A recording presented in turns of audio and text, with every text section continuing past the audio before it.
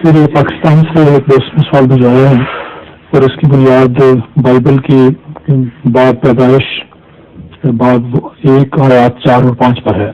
وہ میں پڑھتا ہوں. کتاب پیدائش. اس میں لکھا ہے کہ اور خدا نے کہا کہ روشنی ہو جا اور روشنی ہو گئی. اور خدا نے دیکھا کہ روشنی اچھی ہے اور خدا نے روشنی کو تاریکی سے جدا کیا.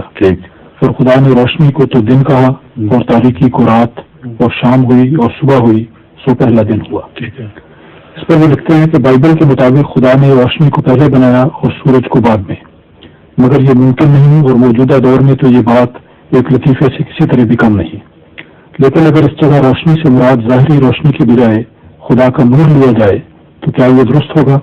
اور کیا یہ کہا جا سکتا ہے کہ بائبل میں بھی خدا نے شروع کیا خدا نے اپنے لوگوں کو اسی لحاظ سے بھی یہ بات سمجھ میں نہیں آ سکتی. صرف یہ اس مشکل سے نکلنے کا راستہ ہے کہ قرآن کریم نے جس رنگ میں پیدائش کو بیان فرمایا ہے اس سے نتیجہ اخذ کریں اور یہ اندازہ لگائیں کہ قرآن کریم بائبل میں اسی خدا نے کیا کہا ہوگا جس کو توڑ مروڑ کر ان لوگوں نے کیا فکر بنا دیا ہے. سمجھے؟ ورنہ وہ رستہ نہیں بنتا. اس کے باوجود ان کے ایمان قائم میں تعجب یہ ہے. اصل تو یہ تعجب کی بات ہے. آتے ہیں عقلی بحثیں کرتے بڑے بڑے پادری بھی اور سوال جواب مانگتے ہوتے تو میں یہ بات کیوں کر دی یوں ہو گئی ہم اس سے مطمئن. اور یہ دیکھیے گا کہ یہ کتاب ہے جس کو وہ الہی کلام سمجھ رہے ہیں اور پڑھتے ہیں اور نظر بالکل صاف پھیر کر آگے بڑھ جاتے ہیں. سوچتے ہی نہیں کہ اگر یہ الہی کلام ہے تو پھر اللہ نے فرمائے انسانی کلام کیا ہوگا پھر اس کے مقابلے پر. تضاد سے بھرا ہوا لوگ تصورات.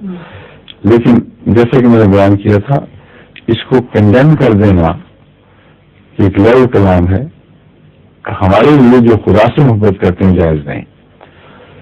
کیونکہ خدا کے کلام میں خب و قدیم ہو جدید کلام سے ایسا فرق ناممکن ہے کہ ایک اندھیرا ہو اور ایک روشنی ہو.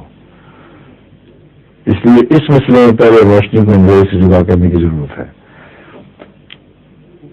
ایک ہی طریقے قرآن کریم میں جو کچھ ان مضامین پر لب کشائی فرمائی ہے جو پہلے بائبل میں بھی بیان ہوئے ہیں وہاں قرآن اور بائبل کی قدر مشترک کو قبول کر لو اور پھر غور کرو کہ خدا نے کیا فرمایا ہوگا جس کو لوگوں نے بنا کے کچھ کا کچھ کر دیا.